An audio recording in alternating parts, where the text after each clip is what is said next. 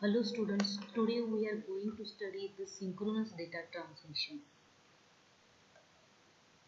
According to synchronous data transmission is characterized by the fact that the sender and the receiver clock have to be put into the synchronism in order to successfully transfer and decode the data. So that means the sender and receiver clock should be in time and the speed of that clock should be the same so that the sender successfully sends and transfer the data and receiver decode the same data within a time. This requirement is fulfilled by using the spatial encoding scheme that are a bit more complex than the NRZ encoding variants described in the previous section or in my previous video. There are also ways to keep the clock of two systems in synchronism with or without directly sending the clock signal. So, in the NRZ coding, which are already described in my previous video, we can use the system clock, separate system clock in the synchronized manner without directly sending the clock signal. That is the first one is the Manchester encoding or the the limiting factor at the physical layer is that the clocks used for determining the bit boundary means the starting of the bit and ending of the byte. That is, if the sender sends the byte, that sender pads the start and stop bit with the different values so that the receiver will know the boundaries of the bit. So the limiting factor at the physical layer is the fact that the clock used for determining the bit boundaries are never equally fast. This will lead for every encoding scheme, which may create the long sequence of equal signal. So which will create the long sequence of equal signal and to an abbreviation of two clock and thus 2 bits error when interpreting the signal. So as the encoding scheme may create the long sequence of equal signal values of the abbreviation of the two clock and thus a bit error may interpret or occur when interpreting the signal. The principal operation of the Manchester signaling means that every bit is represented by the change of value from high to low or low to high. So in Manchester signaling, every bit represented by the change from the signal low to the high or signal amplitude from the low to the high or high to the low. The chance of the value happens exactly at the middle of the time span preserved for that bit, and this makes determining the start and end of every bit very fast.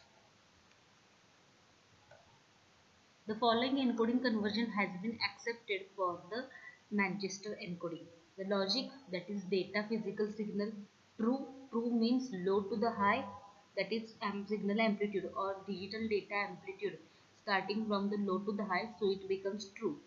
And false, the transition of amplitude from or transition of a signal from the high to low. So these are the encoding conversions has been accepted. For example, encoding, let us take the sequence 00110001 and should be the encoded. The signal values for the Manchester encoding will show the signal value curve for this example. So this is the example 1000101.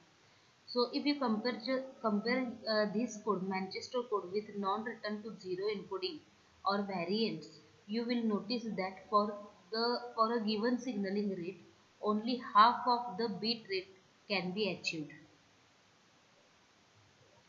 as one bit requires two signal elements. So one bit requires two signal elements. Suppose this is the one, the signal element is -1 to the 1. The one high and one low. So that is one high and one low. The Manchester encoding is used in the Ethernet network. Differential Manchester coding. This variant of the Manchester signaling scheme also uses the transition in the middle of the bit for the synchronization. But the representation of each bit depends on the signaling of the previous bit. If a 0 bit should be encoded, there will be a transition at the start of the bit and in the middle of the bit. And if one bit is encoded, there will be only a transmission in the middle of the bit. So this is the scheme differential Manchester coding. If there is a one, the high to the low and the beat. The figure shows the differential encoding scheme, shows the encoding scheme of the example 5, the encoding with the Manchester signaling. The differential Manchester encoding is variant used for the token ring network. So the physical signal logic 0, that is a logical 1, so which is high to the low. So the 0 which is from the high to the low, and if it is 1, 1 is previous signal logical 0 and logical 1, so it is high to the low, and previous signal logical 0 and logical 1, it is low to the high. So 0, if this 0, if this 0, so it is a negative to positive, that is low to high and high to low. So this is the encoding scheme as per this figure. Bit synchronization. For the synchronous transmission, data is not transferred byte-wise. So there are no start or stop bits indicating the beginning or ending of the character. So for the synchronous transmission, start and stop bit are not required for identifying the beginning and ending of the character.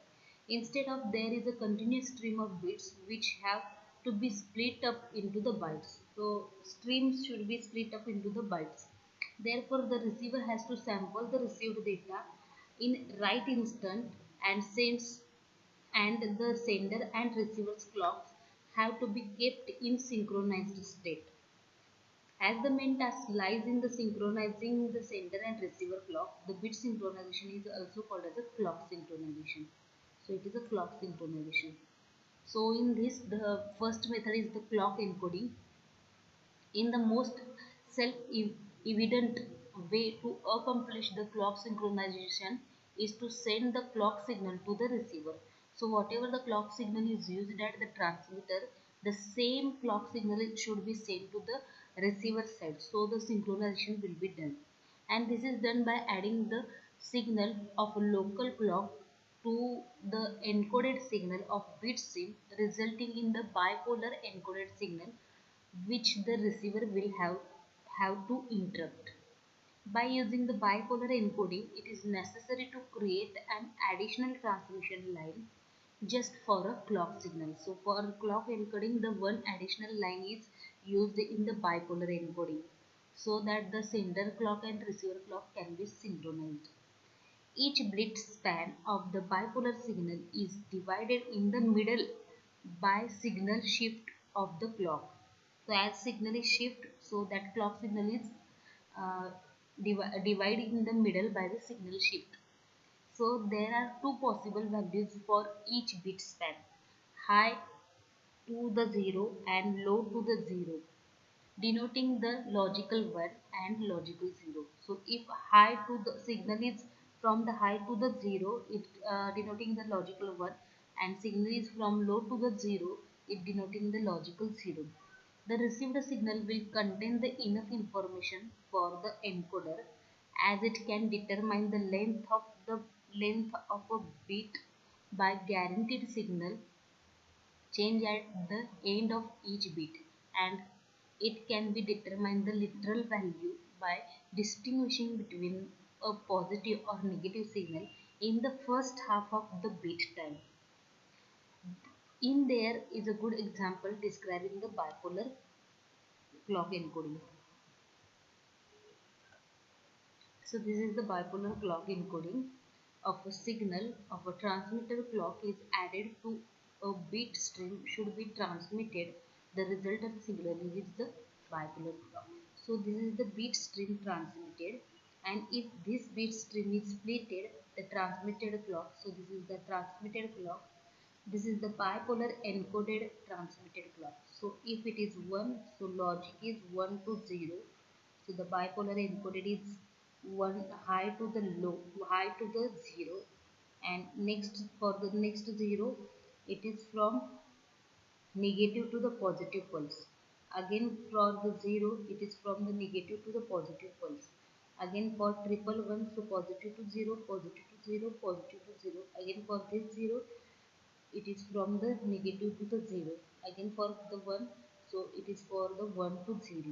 So it indicates the signal. So this is the bipolar encoded signal.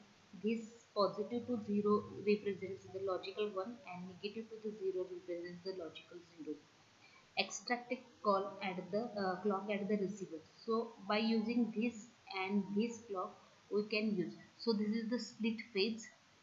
So this by using these two combination the clock is created at the receiver. So if the bipolar clock encoding signal of the transmitted clock is added to a bit stream. So transmitted clock is added to the bit stream that should be transmitted, resulting is the bipolar signal.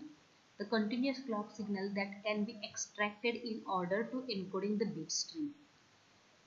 This way of clock encoding is also a return to zero encoding. It is also return to zero encoding, as it requires the medium of capable of carrying a bipolar encoded signal, and this limitation can be overcome by using the digital phase locked loop system, that is DPLL.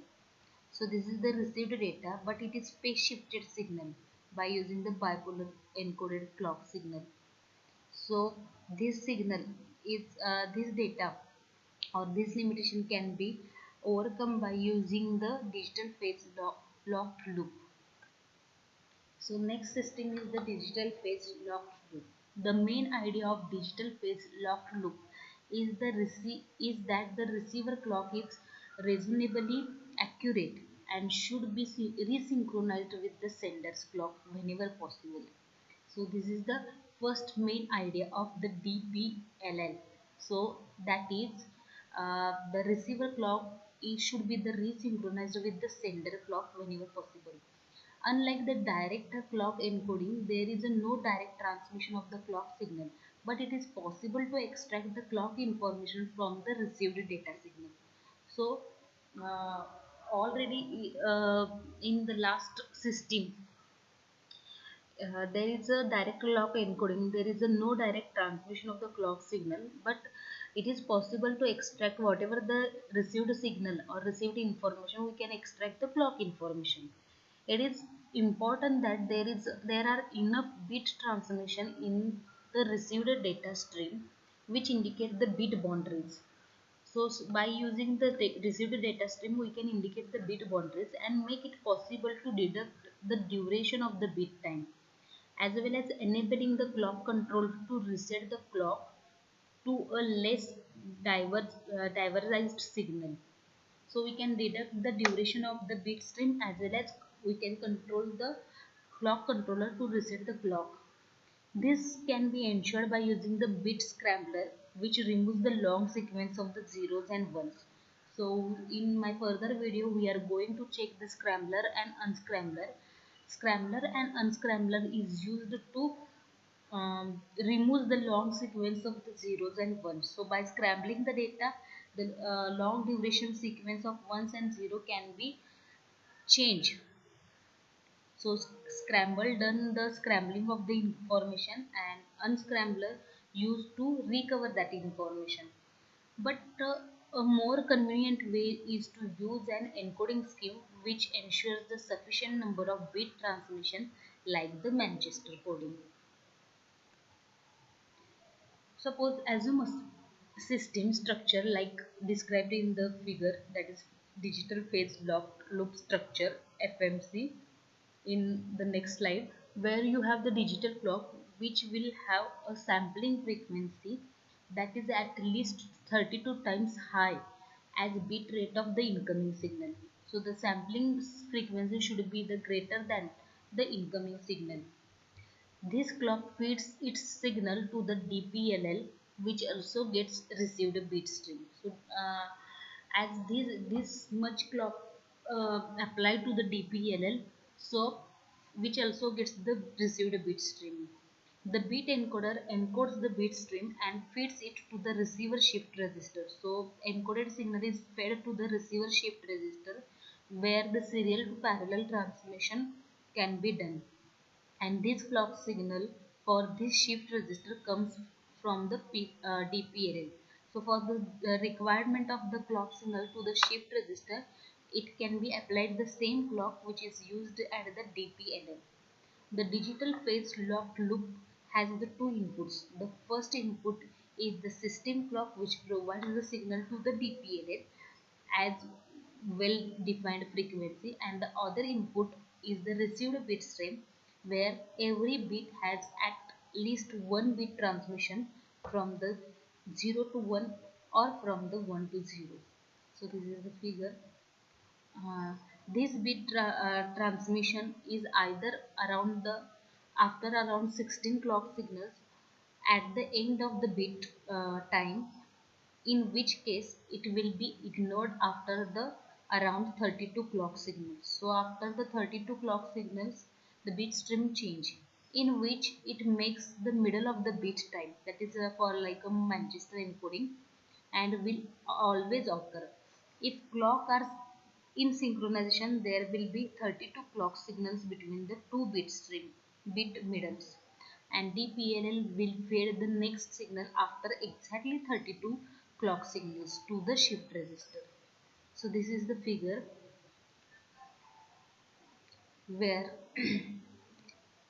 the bit stream is applied and the second signal is the clock signal. So this is the TPL, this is the local call or local clock is applied to DPLL system, and second input to the DPLL is from the bit encoder.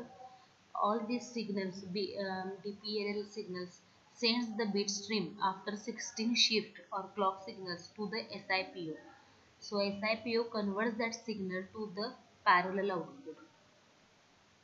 Again, that synchronized pulse is applied to the bit decoder, and after the 32 clock cycle, the next bit can be available.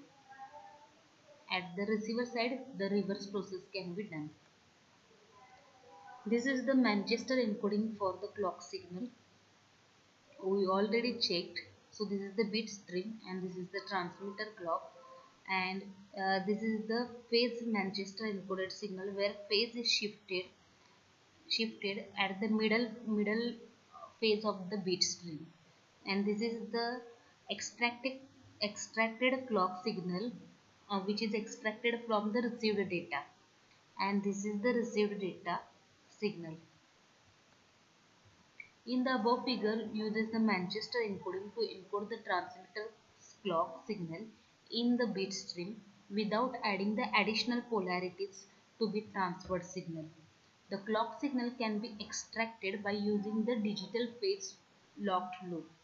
But if there are more than 32 clock signals, we say suppose 34, it means that clock is two clock cycles ahead. And in this type of the case, DPLL will shorten the span until sending the next signal to the shift register by clock signal, and will feed the next signal after the 30 clock signal to the shift register. So the DPLL adjusts its clock signals. The same procedure applies if there are less than 32 clock signals time span between the bits. The signaling span will adjusted by waiting the two clock cycles longer for a given giving the next impulse to the shift register. So we can adjust the clock span, and by adding to the delay to the total of the 34 clock signals. So this is the DPLL with the 8 clock. So bit stream is 100011101. So this is the bit stream. In this example, there are only 8 clock ticks for the 1 bit time, and it is shaded area. The next diagram will marks the time span in which the signal transmission from the high to the low or a vice versa is expected, and this is the time where the DPLL adjusts its clock signal. Thank you.